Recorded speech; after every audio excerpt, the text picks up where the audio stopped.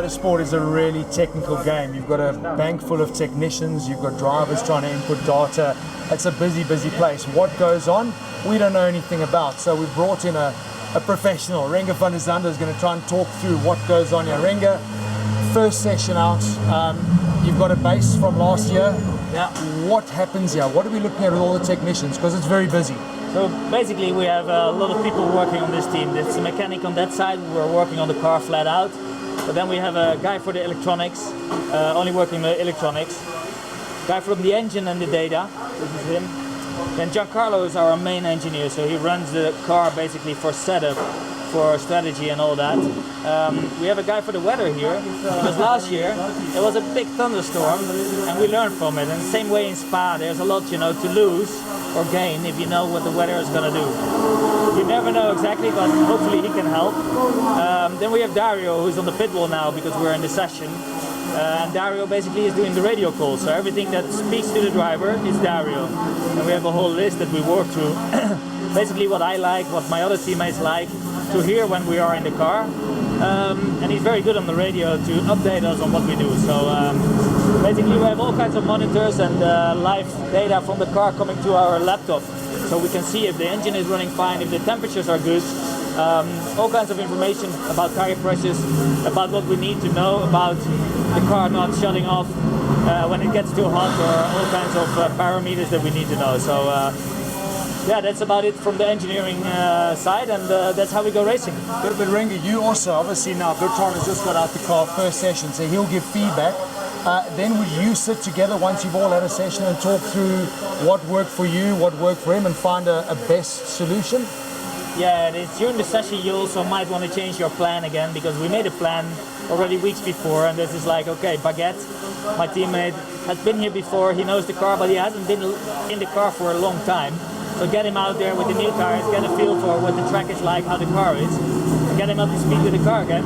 Then we found out that the track this morning was very dirty, so we said let's rotate the drivers so we all get a feel for the car, because in a dirty track you cannot set up the car. So you change your plan basically every time. You make a plan, you change it during the session and start working on it again. So and in the race, I mean, it'll be critical, the input that you're giving back to the pit wall in terms of what are you feeling from a handling perspective with tire pressures, because you can make those changes as the track temperature drops.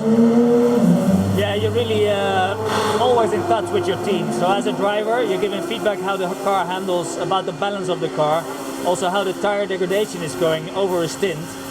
Some tracks are very abrasive, so you can only do 60 minutes on a set of tires, you need to change the set of tires. And here, it seems to be okay with the degradation, so you can maybe do 1.5 stints on the tire, which the feedback from the driver is very important to the team if you're actually going to do that or not. So there's a lot to it.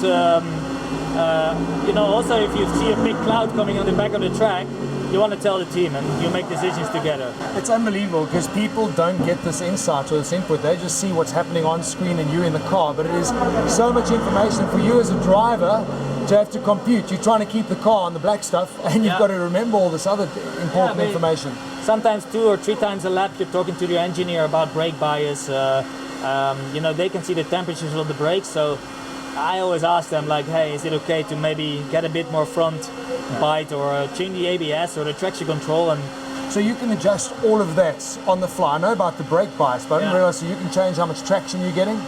Oh yeah, we have 2 TC buttons, we have a traction control, brake bias, ABS settings, so if it's raining you want to have more ABS than when it's dry.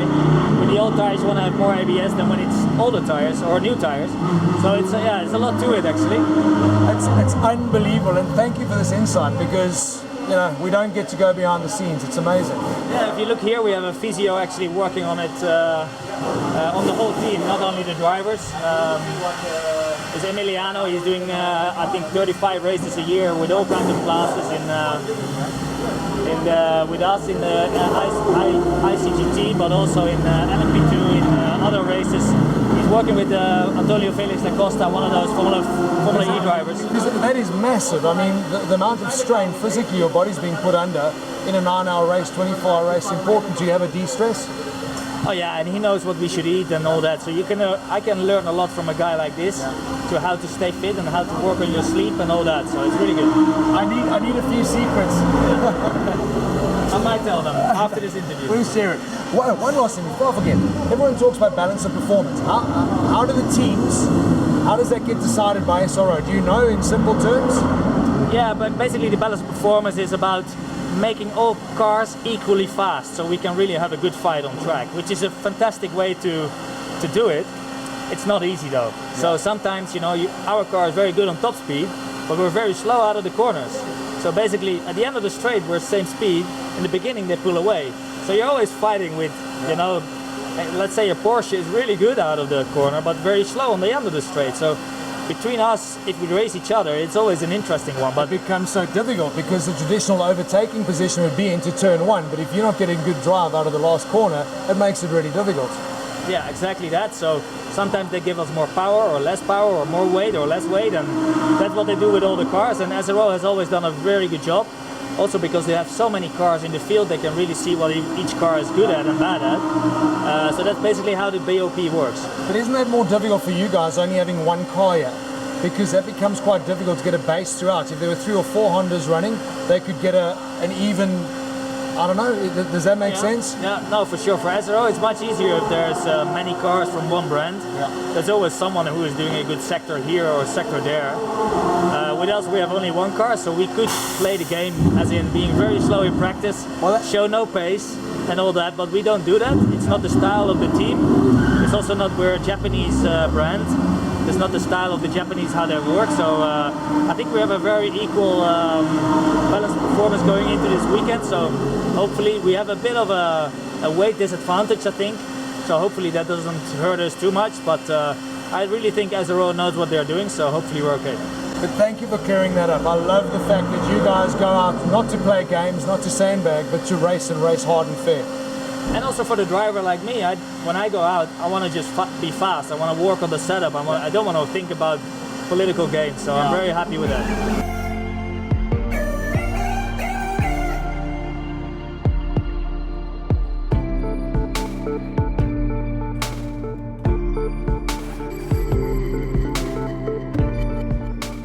Kelvin, this is where the fun and games are over. First session of the race weekend, you just got out the car.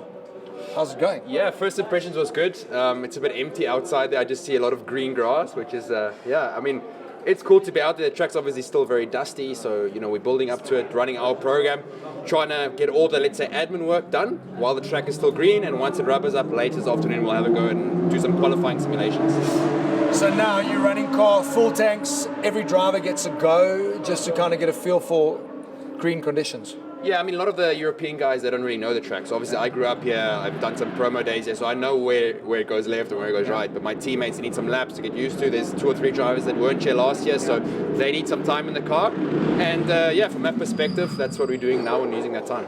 So how much change? I mean, we've got like clever guys here, technicians, banks of data, everything linked to the car. How much of that input are you involved in now? You get out of the car, you can actually make changes, check with your engineer, maybe you want to change tire pressures. Is that the normal process on a race weekend now? Yeah, definitely. I mean, the engineers, they see more than the driver sees in the car. They have live data, so they can analyze everything. They actually give us all the feedback in the car. For example, here now on a green track, we're working on how the brakes are working. We have ABS, so we want to try to fine-tune that, what settings, software running. That's mainly what we're doing at the moment. And we have, software engineers, at least 5 software engineers just going through data, studying while I'm in the car. And by the time I get out, they're ready to download and go through it with me. So. And weather conditions, I mean, the guys now know to expect rain. So, I mean, you can't really simulate that, but obviously how you set up the car is going to be very different. I mean, all that you can change once you go into race mode is literally brake bias, I guess, ABS, tire pressures. That is it.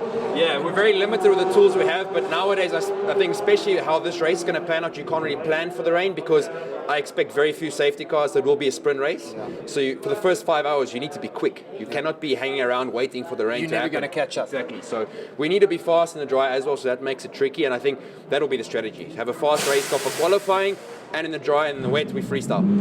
Kelvin, I love it, freestyle. Hang on for dear life. Kelvin, the balance of performance is an interesting thing because I love what SRO is trying to do because I think it gives us great racing, lots of manufacturers, but it's a really tricky science to get right.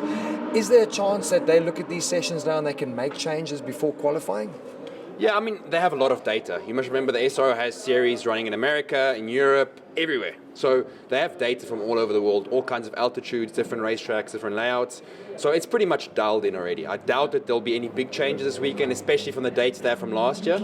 Last year was a bit more difficult because it was our first time here. They've made adaptations based on the results from last year, and I think it should be fine. Just thank you. Awesome to be behind the scenes, because this is information and experiences we don't get to share, and now we can share it with the guys at home. Thank you.